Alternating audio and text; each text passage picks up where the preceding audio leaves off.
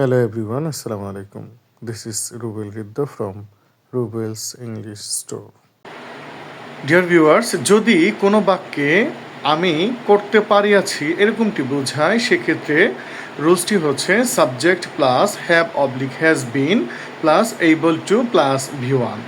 For example, I have been able to pass the exam, অর্থাৎ আমি পরীক্ষায় পাশ করতে পারিয়াছি। He has been able to overcome difficulty, সে সমস্ত বিপদ সংকুল পরিস্থিতি ওভারকাম করতে সক্ষম হয়েছে বা সে পারিয়াছে।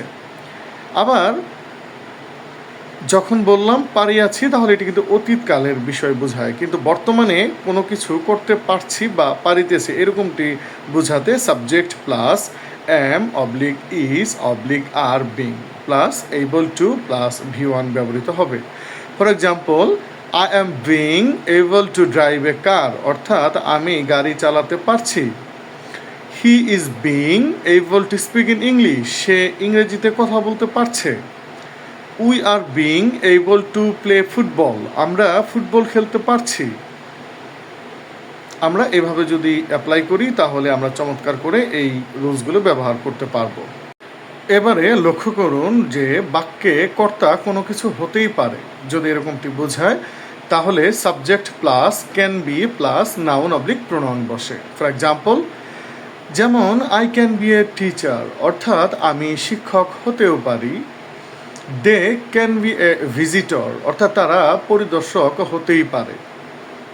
আবার কর্তা কিছু হতেই পারে না, অর্থাৎ আগের যে বাক্যটি বলেছি, আগের যে রুলসটি বলেছি, সেটি যদি নেগেটিভ অর্থে ব্যবহৃত হয় তাহলে রুলসটি হচ্ছে subject plus can not be plus noun বা প্রোনাউন হচ্ছে বসে। সেক্ষেত্রে উদাহরণ হচ্ছে they can't be a leader, অথবা শি কান্ট বি অ্যাক্ট্রেস, অর্থাৎ সে অভিনেত্রী হতেই পারে না। এবং পূর্বের যে বাক্যটি বলেছি সেটির বাংলাটা এরকমটি দাঁড়ায় they can't be a leader, অর্থাৎ সে নেতা, তারা নেতা হতেই পারে না।